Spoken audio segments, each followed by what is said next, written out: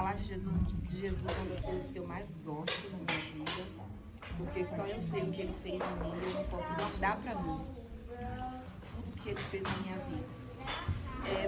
Vamos meditar em uma palavra que, se eu fosse dar um título, eu chamaria de Segredos Revelados. Eu gosto muito de fazer assim, eu falo os versículos, os irmãos já deixam abertos, e aí à medida que a gente for navegando, eu vou pedindo ajuda para ler. Então, quem puder abrir em João 13:8, quem puder abrir em João 18:10, e quem puder abrir em Marcos 14:70 ao 72. Falando do último. João 13:8, quem está abrindo? Ele. João 18:10, quem está abrindo? Nelson. Marcos 14:70 a 72. E a nossa leitura vai ser em Atos 12, de 4 a 11. E vamos lá. Atos 12, de 4 a 11. Atos é o quarto livro do Novo Testamento. Não é uma epístola, nem é um evangelho. Né, amor? É. Amor, semana passada ele errou. A professora em casa errando, tá vendo aí? Então vamos lá, Atos 12, de 4 a 11. E havendo-o prendido, o encerrou na prisão, entregando a 4 quaternos de soldados para que o guardassem, querendo apresentá-lo ao povo depois da Páscoa. Pedro, pois, era guardado na prisão, mas a igreja de contínuo fazia oração por ele a Deus. E quando Herodes estava para o fazer comparecer nesta mesma noite, estava Pedro dormindo entre 2 soldados ligados com 2 cadeias, e os guardas diante da porta da prisão. Eis que sobreveio o anjo do Senhor e resplandeceu uma luz na prisão, e tocando a Pedro no lado, despertou, dizendo: Levanta-te, pois, depressa. E caíram as cadeias. E disse o anjo: Cinge-te e ata as suas sandálias. E assim ele o fez. E disse-lhe mais: Lança às costas a sua capa e segue-me. E saindo, ele já não sabia se era real o que estava sendo feito pelo anjo, mas pensava que estava tendo alguma visão. Quando passaram a primeira porta e a segunda guarda, chegou à porta de ferro que dá para a cidade, o qual se lhe abriu por si mesma, e tendo saindo, percorreram uma rua, e logo o anjo se apartou dele. E Pedro então ali tornou a si e disse: Agora sei que verdadeiramente o Senhor enviou o seu anjo e me livrou da mão de Herodes e de tudo que o povo de Israel esperava, que o povo judeu esperava. Quem já leu essa passagem antes? Eu amo essa passagem. Quando você leu essa passagem, o que mais te chamou a atenção? Alguém quer compartilhar? Tá, pra gente, cara, que a porta se abre sozinha. Que a porta se abre sozinha. O que mais me chama a atenção é ele estar na dúvida se é verdade ou se é sonho. A interpolação do reino físico com o espiritual. Quem mais? Alguém leu? Quer compartilhar? Eu tinha a mesma, o que chamou a atenção, a mesma coisa também, né? E nessa passagem, você identifica algum segredo revelado? Tem vários, hein? Eu acho também bem curioso o detalhe que ele passa, né? Qual a importância. E, assim, às vezes são os detalhes da Bíblia e fala, por que você chegar nesse nível de detalhe? Fala que o anjo tocou ele no lado. Por que esse detalhe precisa estar? É só curiosidade. Pois é, acredito que todos aqui já conhecem a história de Pedro e como ele foi recrutado por Jesus para levar a mensagem do reino, né? E apesar de Pedro andar durante 3 anos com Jesus, lado a lado, sendo discípulo direto de Jesus, porque eu não sei se os irmãos sabem que tinha os 12 discípulos diretos, mas tinha o povo que acompanhava. Pedro era um discípulo direto, né? Ele estava ali com Jesus. Não necessariamente ele teve já a sua vida transformada. Tanto que na época do processo de prisão e crucificação de Jesus, essa Páscoa, né, a última Santa Ceia, é quando a carnalidade de Pedro e a humanidade de Pedro mais se revela. Eu pedi para alguém abrir João 13:8. Quem pode ler para mim, por favor? Pedro disse: nunca lavarás os meus pés. Jesus respondeu: se eu não os lavar, você não tem parte comigo. Pois é, nessa parte aí, a gente vê no coração de Pedro orgulho. Por quê?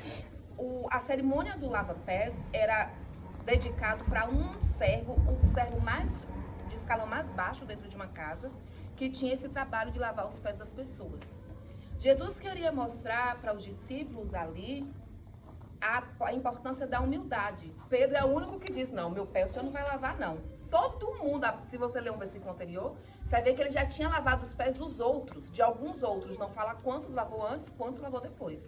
Mas quando chega para Pedro, ele se recusa. E isso é o que às vezes está no nosso coração e a gente não percebe. O orgulho. Em Provérbios fala que o orgulho, ele precede a queda. Então, quantas vezes a gente para pesquisar dentro do nosso coração se estamos sendo orgulhosos? Se estamos tendo atos de orgulho diante das pessoas que nos rodeiam? O segundo episódio que revela para mim que Pedro ainda tinha uma natureza muito carnal é João 18:10. Quem pode ler, por favor? Simão Pedro, que trazia uma espada, sacou-a e feriu o servo do sumo sacerdote, decepando-lhe a orelha direita. O nome do servo era Malco. Nesse segundo episódio, revela a impulsividade e a ira de Pedro. E vai totalmente de contra aos frutos de espíritos, que é mansidão e temperança, domínio próprio. E às vezes a gente tem o espírito, a ira ou a impulsividade, mas não é uma coisa tão escancarada. Ah, mas quando eu já vi, quando eu vi eu já falei. Ah, mas eu tinha que me meter ali porque... E às vezes não é o momento que Deus quer que você fale. Às vezes não é essa estratégia que Deus quer que você use. Ah, não, mas é porque eu sou muito sincero. Às vezes não é a sinceridade que precisa ser usada naquele momento. Então a gente precisa ter o discernimento. Em que momentos, o discernimento de quais momentos na nossa vida a gente está permitindo que a impulsividade ou a ira dentro de casa com nossos filhos, que é muito fácil. Criança tira a gente da passiva, né? Tira. Então, conversando semana passada, né, que ter filho é cuspir pra cima e ficar com a cara esperando bater. Porque tudo que ele disse que no meu filho não, e é fácil entrar. E é fácil a gente não vigiar e permitir que a ira tome conta da gente. Com os nossos filhos, com os nossos cônjuges, com nossos familiares. Então, é uma obra da carne. E vai de encontro ao fruto do Espírito. O terceiro traço da natureza humana revelada de Pedro para mim está em Marcos 14, 70 a 72. E esse é o que todos nós, né, mais comentamos. E se alguém puder ler para mim, por favor. 14, 71. 72. Ele, porém, negou outra vez. Pouco tempo depois, os que estavam sentados ali perto disseram a Pedro: certamente você é um deles, você é Galileu. Ele, porém, começou a amaldiçoar e jurar: não conheço esse homem de quem vocês estão falando. Logo, o galo cantou pela segunda vez. Então Pedro lembrou-se da palavra que Jesus lhe havia dito: antes que o galo cante 2 vezes, você me negará 3 vezes. E se pôs a chorar. Nesse episódio eu vejo várias revelações de frutos de obras da carne.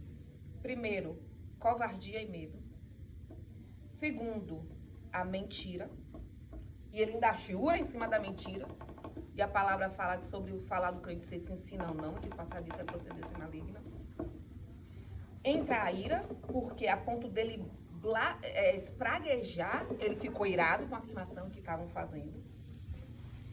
E quando eu navego, porque eu gosto de Pedro, mas quando eu navego na vida de Pedro, eu olho para a vida dele e olho para a minha vida para que Deus tenha misericórdia de mim, para que eu não venha cair nessas armadilhas. Andar com Jesus, como Pedro, ou carregar o nome de cristão nas costas, não quer dizer que a gente vai refletir uma mudança de vida automaticamente. A mudança de vida da gente vem quando a gente decide ter um relacionamento íntimo e sincero com Jesus. Até então, Pedro estava levando isso, como a gente fala aqui, for granted. Eu não sei como traduzir essa expressão em português. né? Ele estava andando com Jesus ali, ele estava se beneficiando, mas ele não estava indo profundo no relacionamento com Jesus. Ele não estava indo profundo em conhecer Jesus e qual era a real mensagem que Jesus carregava. Então, a transformação da vida do cristão, ela vai acontecer a partir do momento em que eu decidi ter uma relação íntima e sincera com Jesus. Ellen, quando é que você acha que isso aconteceu na vida de Pedro? Eu acho que isso aconteceu na vida de Pedro em João 21, de 15 a 17. Quem puder abrir para mim, por favor. E quem já puder também deixar aberto os Atos 1, 14.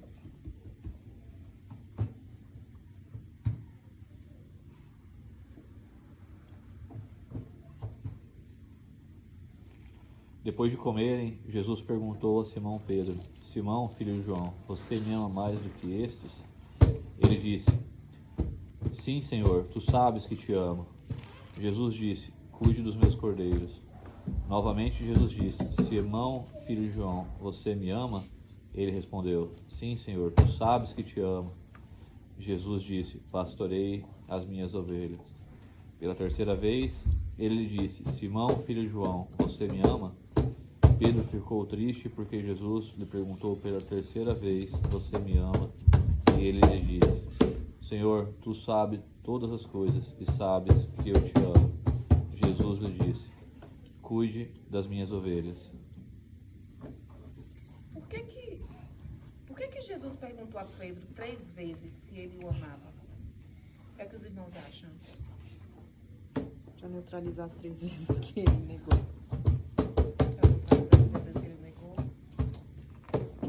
Mais alguma? Do meu ponto de vista, quando Jesus perguntou a Pedro 3 vezes se ele o amava, Jesus, na verdade, estava se revelando para Pedro como um Deus de relacionamento pessoal. Simão Pedro, você me ama? Sim, Senhor, eu te amo. Eu acho que Jesus naquele momento estava dizendo assim: olha, Pedro, nesse momento eu tiro de você todo o espírito de covardia que fez você me negar lá 3 vezes. E hoje você vai padecer, a partir de hoje você vai padecer pelo meu evangelho. Da segunda vez que Jesus pergunta: Pedro, tu me amas? Que ele falou: Senhor, eu te amo. Eu acho que nesse momento Jesus estava falando assim: olha, Pedro, eu derramo sobre você a unção do meu espírito e você vai ter domínio próprio, porque eu vou mandar vidas para você. E você precisa ter controle sobre o seu espírito, sobre a sua natureza, sobre a sua carne, para levar a minha palavra. E na terceira, do meu ponto de vista, Jesus dizendo assim: Pedro, eu coloco em você um coração manso e humilde, para que você entenda a realidade do evangelho. Eu não vim para trazer espada, eu vim para trazer amor. Mas o amor, ele é trazido com humildade e mansidão. Então, eu acho que esse foi o momento do clique da vida de Pedro, e quando ele fez assim: agora eu vou precisar ter um relacionamento com Jesus. Mas não acabou aí. Não acabou aí, porque Pedro precisou agora ter momentos de oração, porque logo depois disso Jesus subiu. Quem puder ler em Atos 1, 14, por favor. Todos eles se dedicavam unânimes à oração, com as mulheres, entre elas Maria, mãe de Jesus, e com os irmãos dele. Nesse período aí, Jesus já tinha subido. E os discípulos ficaram ali em oração. E você vai ver ao decorrer da história que quando Deus manda o lençol, a visão, ele tá numa laje orando, e aí Deus manda o lençol com os animais e manda: Pedro, come. Não, Senhor, não vou comer coisa impura. Era Deus falando sobre a questão dos gentios que ele precisaria apacentar e trazer para Cristo. É em momentos de oração, e esse é o primeiro segredo revelado dessa palavra. O poder da oração na vida do crente. Se a gente navegar no Antigo Testamento, você vê que Abraão, ele estava lá quando Deus fala assim: olha aí as estrelas do céu, se é que pode contar. Olha aí as areias do mar. A sua geração vai ser assim. Abraão com certeza não estava trabalhando, porque fala que ele estava num momento de sacrifício diante de Deus. O crente, ele precisa aprender a ter um momento de oração. E para mim, esse é o primeiro segredo revelado. Se a gente for lá em Atos, onde a gente leu, fala que a igreja estava em oração por Pedro. Fala não somente da importância de nós orarmos e termos os nossos momentos de oração, mas a importância da oração da igreja por um membro que está precisando. Deus fez tantos milagres através da vida de Pedro, que na primeira pregação de Pedro, 3.000 almas se converteram. A sombra de Pedro curava. Teve o paralítico na porta do templo, que ele falou, não tenho prata nem ouro, mas o que eu tenho eu te dou, levante e ande. E foram tantas maravilhas através da vida de Pedro, que chegamos nesse versículo que estamos, que Pedro foi preso por Herodes. Por quê? Porque eles estavam com medo dessa nova seita se levantar muito forte. E só a título de curiosidade, Herodes não era o nome de um rei. Herodes era um título. Herodes que prendeu Pedro não é o mesmo Herodes que matou João Batista. Não é o mesmo Herodes que mandou matar as crianças na época de Jesus. Herodes é como se fosse um título assim, faraó. Não era um nome, era um título. O Herodes da época, Herodes Agripa, Herodes Atipas, enfim. O Herodes da época de Pedro mandou prender Pedro, por quê? Porque eles estavam com medo dessa nova seita se levantar. Pedro está preso, vamos orar. A igreja aí se reuniu para orar por Pedro. E para mim, esse foi um segredo muito forte revelado, porque às vezes a gente não valoriza esse portal que a gente tem com o reino espiritual. Se você parar para pensar em todas as religiões do mundo, todo mundo tem o conhecimento que a oração é um acesso ao reino espiritual. E é pela oração que a gente acessa a mente de Deus e Deus revela pra gente. Já visto que Daniel ele se deu conta pelos livros, ele estava lendo o livro de Jeremias, ele estava lendo o livro de Ezequiel. 70 semanas do cativeiro da Babilônia passou. O que foi que ele fez? Ele foi diante do Senhor. Senhor, porque ainda estamos presos? Ele estava no momento de oração, quando Deus fez o download para ele. Vocês estão presos porque tem pecado que não foi confessado. Daniel aí se colocou diante de Deus, pediu perdão pelo pecado cometido pelos pais. E aí o que foi que Deus fez? Tocou no rei Ciro. O rei Ciro aí fez, quem é de Jerusalém, quem é judeu, quiser voltar, agora pode voltar para sua terra. Mas começou com um momento de estudo e oração. Foi no momento de oração que Daniel, ainda sendo jovem, o rei teve um sonho. Ninguém conseguiu descobrir qual era o significado. O rei chamou todos os magos e fez assim, olhe, eu quero que vocês me digam o sonho e me dêem interpretação. Os magos querendo ganhar tempo, não, rei, diga pra gente qual é o sonho que a gente vai te dar a interpretação. Ele fez, vocês estão querendo ganhar tempo. Me diga o sonho e me diga a revelação. Daniel, vocês vão ser mortos. Daniel foi diante do rei, me dê 3 dias. Pra quê? Pra eu orar.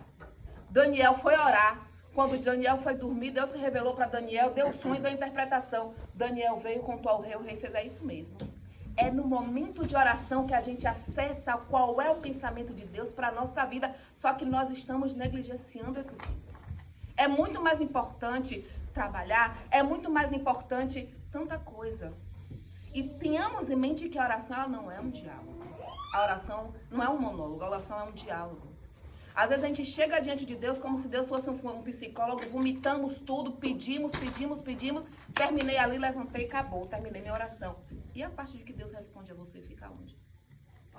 Quantas vezes no seu dia você tira um período para orar, mas você tira pelo menos 10 minutos para ficar ali em silêncio, tentando entender e saber o que é que Deus está trazendo ao seu coração? Porque lembra, o nosso Deus tem um plano para cada um de nós. Mas como é que você vai conhecer a mente desse Deus se você não parar para ouvir o que ele tem a dizer? Essa dinâmica que Cláudio fez foi muito interessante. Porque eu ainda falei brincando, a Yai sabe da vida de todo mundo. Porque quando a gente chega na célula, ela tira tempo para conversar com a gente. Do que você é, do que você gosta, papapá. Ela tira o tempo para ouvir, mas se ela não ouvir, ela não vai saber. Agora, como é que a gente vai saber o que é que Deus tem reservado para nós se a gente não parar para ouvir o que ele tem a dizer? Mas eu não ouço a voz de Deus, mas não preciso ouvir, não. Deus coloca o seu sentimento. Você tem o Espírito Santo dentro de você. Através do momento que você tem o Espírito Santo dentro de você, você pode sentir no seu espírito qual é a direção, qual é a estratégia que Deus quer te dar para aquele momento, para aquela situação, para aquele ano. Quantos aqui já tiraram tempo para jejuar antes do ano começar, pelo ano que está chegando? 2026 está para acabar. 2027 está às portas. Vou tirar 10 dias de jejum e oração para ouvir de Deus qual é a estratégia para o ano que vem.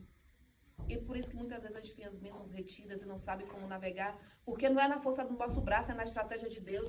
Quando você para pensar que Josué, a muralha de Jericó cabia uma casa em cima. Será que era grande esse negócio? A casa de Raabe estava em cima. Deus, qual é a estratégia? Rodei 7 vezes com som.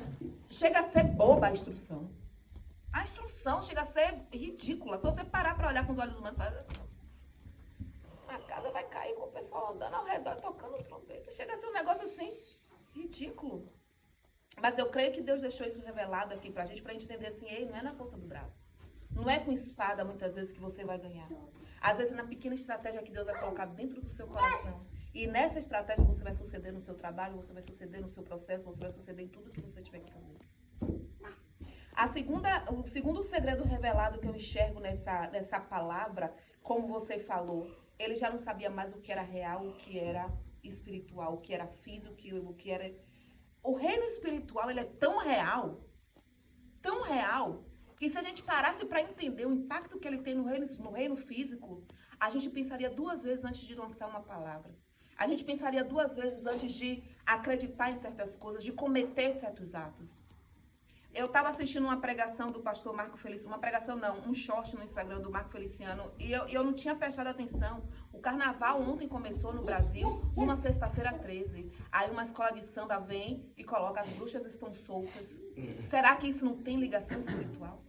Sabendo que o carnaval é uma obra da carne, é onde Satanás se revela, os portais espirituais são abertos. E o crente está como? Distraído, desapercebido, sem prestar atenção nos sinais que está acontecendo no mundo. Vamos orar pelos nossos familiares que estão no Brasil.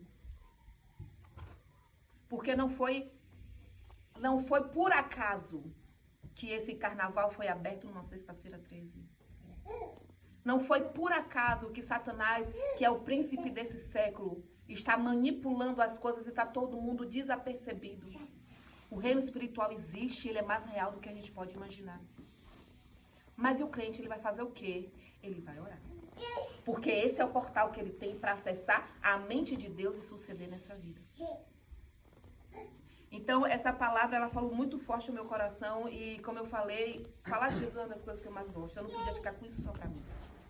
Quando o Cláudio falou comigo semana passada que eu traria a palavra, eu falei pro meu marido em casa, eu fiz, é aquela palavra. É aquela palavra. Porque eu não posso ficar com isso só para mim. Nós precisamos ter a maturidade espiritual de estar procurando pesquisar de Deus. Qual é o teu pensamento para mim? O que é que o Senhor reservou para mim? Como é que eu vou suceder no meu dia a dia, na minha vida? Porque Ele conhece o futuro como conheceu o passado dele. Ele é o Senhor do tempo. Ele é o Senhor de todas as coisas. E todas as coisas diante de nosso Deus estão patentes e nuas. Então, aquela conversinha no escritório fechado que o seu chefe teve sobre você não estava lá para ouvir, mas, ei, Deus estava lá. E porque ele estava lá, ele pode dizer assim, ó, navegue desse jeito aqui, ó.